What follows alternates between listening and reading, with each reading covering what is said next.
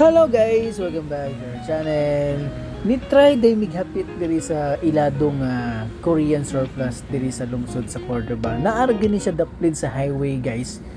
Gikan kag open merkado padong sa lungsod sa Cordoba naa sa left side. Kung padong ka sa Grand Mall. Mo ni ang pangalan sa Korean surplus, AMPC. Kaya guys, so padong na migsulod. Medyo hawan-hawan pa ni siya karon guys. Wala pa kayo mga customer. Naagay mga dakong parking sa tubangan guys. So di ara. Alright, so mo to si ate, iya pang gihugasan ko itong mga plato no, ilang ibaligya. So kani guys, Korean yan, Korean surplus. It means ang mga items nga naa diri guys, basically gikan sa Korea, mga surplus or mga used items nga gina-import no, gi-import from Korea to Philippines. So kani ilan na ning ginabaligya nga mas barato na nga presyo. So most probably mga bagsak presyo na gini sila. Kaya na kompleto na sila guys. So, as you can see na sila yung mga refrigerators. Kaya 2 doors ang ilang refrigerators guys. Oh. Alright. Pero kana siya guys, kinahanglan pa yun na ninyo na siyang i-testing for the meantime para ma-check ninyo kung okay ba. Pero sometimes guys, ang kinidiri sa ilaha guys, sometimes buy at your own risk. Masabot na guys, sometimes hindi sila mo test.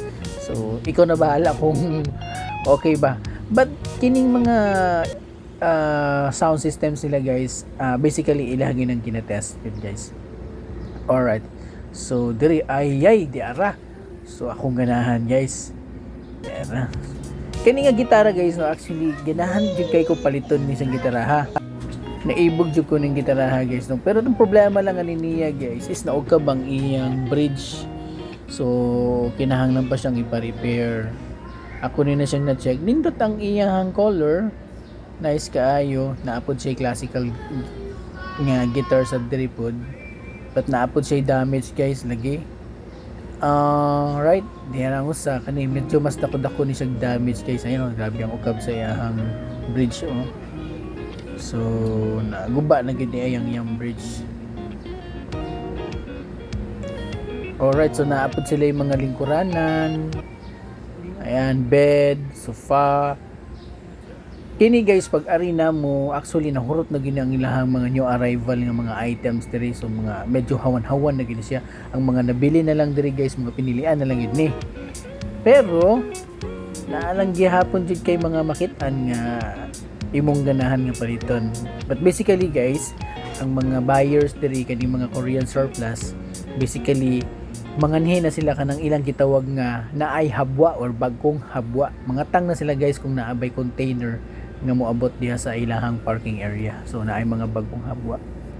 Tara, kini actually guys ni Arimi diri kay we're planning to buy a computer table or office table nga gamay ra gyud. Iamo na siyang ibutang sa amuhang shop, sa motorcycle shop. But unfortunately wala mi nakitaan.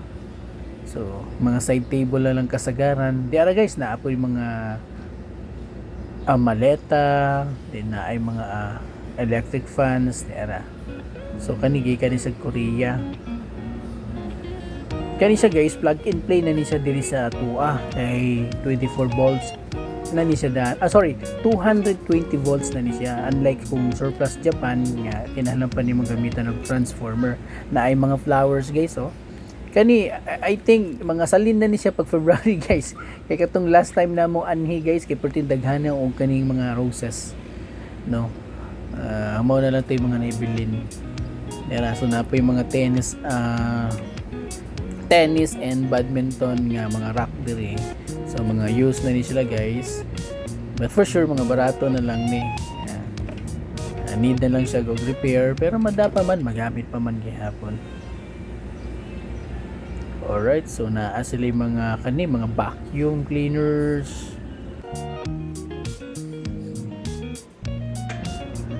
Naa sila mga full size nga bed guys. So.